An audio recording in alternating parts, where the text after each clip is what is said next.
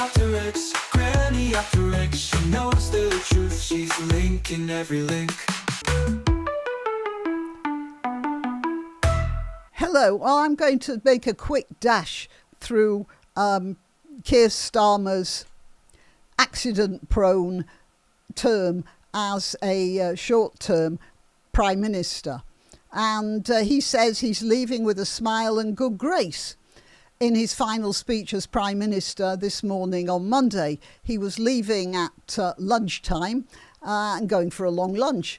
And then Andy Burnham has taken over, and I suspect that smile might have had to do with the fact that he's handing Burnham quite a poison chalice, really. He gave his final address outside number 10 Downing Street, surrounded by all his friends and family. And I'm not going to read the whole article, it would take far too long, but I have made some notes here, which I'm going to be referring to, and I'll just go through some of the more striking bits out of his speech.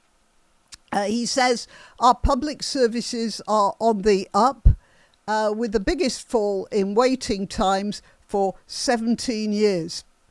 And this refers primarily to the NHS elective care waiting list. Now, elective care means that's operations that you've decided to take, not emergency ones. So they have gone down from 7.6 million, which is where they were in July 2024 when Starmer took office. And they've plummeted from 7.6 million to 7.1 million. So there are only 7.1 million people waiting for elective surgery now. I'm sure the 0.5 million who did get seen to are quite happy with that, but I suspect that the 7 million who are still waiting might not feel so happy about it. There's another thing, ambulance response times, they're shorter as well. And there is no doubt that things have improved, marginally. But then, as I say, we're millions above the pre-2020 level because most of this backlog took place because of COVID. And since then, there have been an upward trend in standards going on slowly. They are a little bit faster under the Labour administration. But that could be just a natural curve. We don't know yet. Anyway, look, good for him.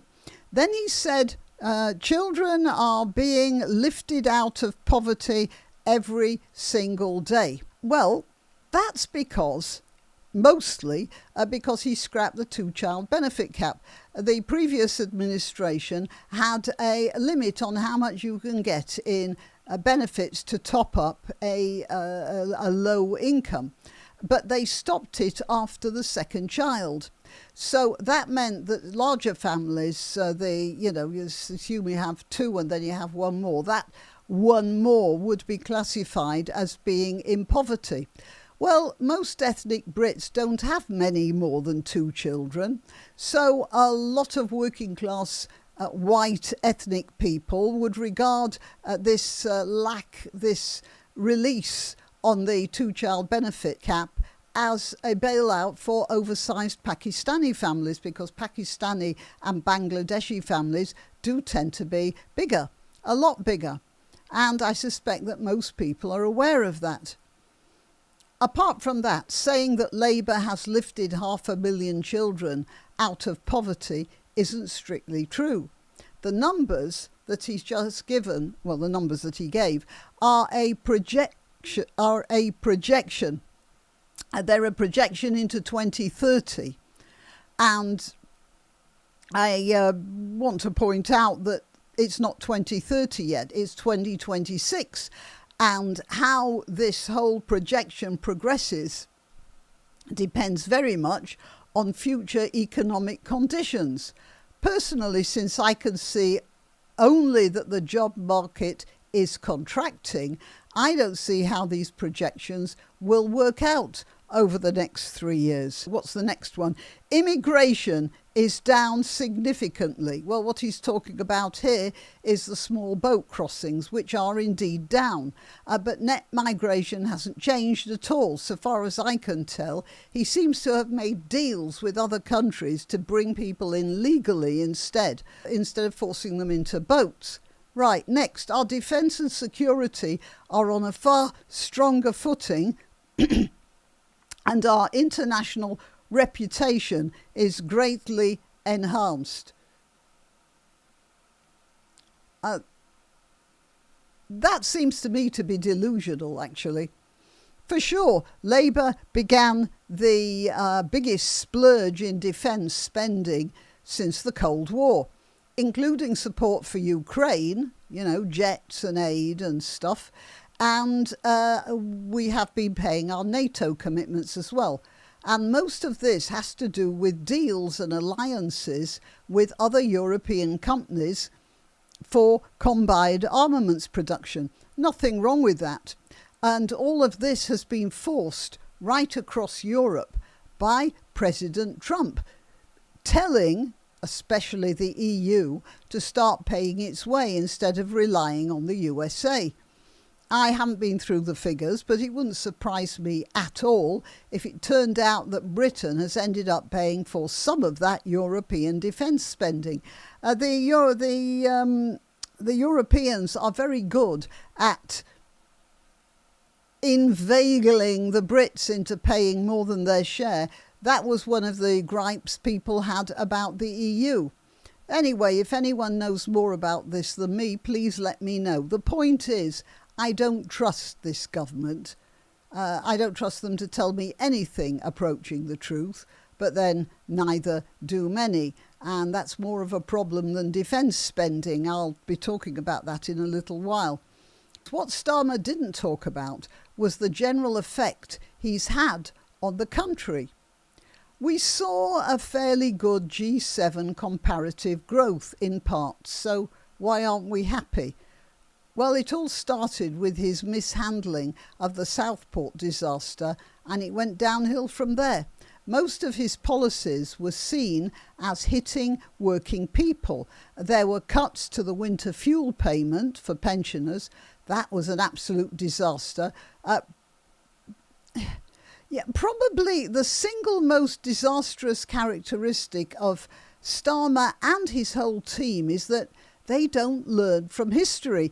Even recent history. I mean, most socialists don't learn from history in the global sense, but this is recent history. In 1971, when Margaret Thatcher was Secretary of State for Education, she decided she could make some savings by cutting free school milk. Policy-wise, it was a catastrophe. And although there were other elements, the Heath government had a lot of other problems, but that milk thing took on a greater importance than it warranted. Sometimes when things are going wrong, you find people will concentrate on one relatively small thing, and that starts to loom large over everybody's horizon. It just seemed, that milk thing seemed symbolic of everything else, and it had a rollover effect. In the next election, which was only just over 2 years later, the Conservatives lost to Labour. And in her memoirs, Thatcher admitted that milk, cutting the school milk, was a serious mistake. And she advised, she actually gave this advice for free. She advised future politicians against that sort of penny-pinching, cost-cutting measure for saving a relatively small amount. It was there. She'd written it down. She'd told everybody what a mistake it was and why it shouldn't be done. And Starmer's cabinet could have learnt from that. But they don't appear to be too good at learning anything. And they didn't learn. Obviously, they weren't looking at that experience when they cut the pensioners' winter fuel allowance. So that's loomed very large over people's imagination. To proceed, inheritance tax on farms actually caused suicides. And I suspect it happened because Reeves, who isn't very imaginative, she saw farms were worth more than $1 million and thought that meant $1 million in cash, and assumed these places were very good victims to soak. It was obvious she didn't understand anything about farm machinery or projected earnings from future, possibly failing crops. So they had to row back on that as well. But not until a lot of damage had been done. Some farms had been sold and some farmers had killed themselves. And that's an awful thing when your policy has directly caused somebody to do something pretty terminal. That on schooling, private schooling, caused huge social disruption. It was seen as nothing more or less than spite against what was called posh schools. It wasn't just the posh kids who suffered. There were many working class or just sort of lower middle class kids whose parents were working 2 jobs to pay school fees because the private school was going to give their children a better chance in life. There will be a lot of people who won't forgive the government for that. And then, of course, there was the national insurance increase that we all knew was going to affect available jobs, especially it especially became obvious when the local pubs started closing down. And then, of course, there was the Southport effect. Yep. The case of Peter Lynch is just one example, but he stands out.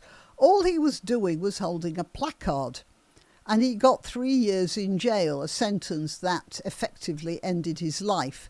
That and the Novak case were sort of like bookends holding together the short library of Starmer's government. And both of those cases exemplify how working class people were starting to see Labour. And they're still going to see Labour. There might be a bit of a break now that Burnham's in charge, but it's not going to last. Despite their employment reforms, they stopped 0-hour contracts, for instance, a lot of working class Brits viewed Starmer's administration as, the whole lot of them, an entitled metropolitan elite and more concerned about Muslims than them, and then slandering them as far right whenever they dissented. Just last week, a group of working class men were arrested for terrorists. They had squads hammering on their door after they flew a drone over a Muslim gathering on a country estate. There were 15,000 people there, and those guys were interested in what might be going on. And after the men had been arrested, straight away, and without any pause for evidence at all, Starmer and his Home Secretary, Shabana Mahmood, spouted to the press and to anyone who'd listen inflammatory rhetoric about staving off a far-right attack and saving many Muslim lives. They had no proof. Nobody had found anything, and let's see what they were released within, by the next morning.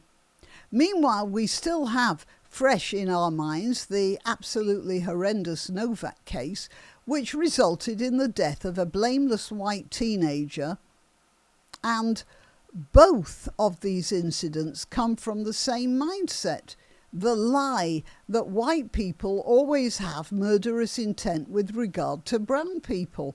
And that's the default position. So as soon as these men with the drone were arrested, suddenly it was a major terrorist attack on Muslims. And Starmer and Mahmoud were both bigging this up without any documentation at all. Not a sign of embarrassment or red faces or anything. And I think that's the main point about Starmer and his cronies. They can give us all the new labour laws they want, but as long as they lie about us, and the lies are so embedded in their heads they don't even know they're lying, well, as long as they're doing that, we're not going to be half as grateful for the lack of 0-hour contracts as they reckon we should be. I mean, Starmer was making speeches about far-right agitators coming into Southport from all over the country on trains and buses. It's right there. I saw the speech. It's another lie. There were no far-right agitators coming in on trains and buses. The police confirmed that. They were all local people, deeply disturbed and upset about an attack on children in a nursery, and nobody was telling them who had done the deed, and so all sorts of rumours were flying about. Well, you can't blame people for that. But that thing about the buses, and he even said taxis, which is, considering the income level of the people coming in from all over the country on taxis, for goodness sake, but yeah, that's how out of touch he is. It was another lie. Lying seems to be his default position. He even lied to Farage about the Anne Widdecombe case. He told him that it was a burglary gone wrong hours after it was quite obvious it had to be some sort of political hit. Well, that was something that was obvious to everyone. And then let's not forget the Mandelson affair. Again, one that seems to have been surrounded by lies, half-truths and cheats, actual cheating on procedures. And now, to bring you up to date, as a last act, he got a peerage for Sadiq Khan. Sadiq Khan, one of the least competent mayors London has ever known, is now going to be able to sit in the House of Lords. He is a mayor who has obfuscated about grooming gangs. Obfuscated. That's lying to you and me. And what Starmer has done is made this terrible administrator, this total incompetent, appear in the House of Lords. And actually, talking about peers, I just brought to the thought that Starmer has left him there like urinating in the swimming pool just before you get out. And that's why the British people won't forget or forgive. And do I think that Burnham will be any better? Well, I'm not going to lie to you. I'll just leave it there. Till next time. You can help my channel by subscribing and clicking the notification bell. That's quite important. And by sharing if you're so inclined. Links to my other channels and to donation methods are in the description. But the best way you can help is simply by clicking like and notify. Thank you.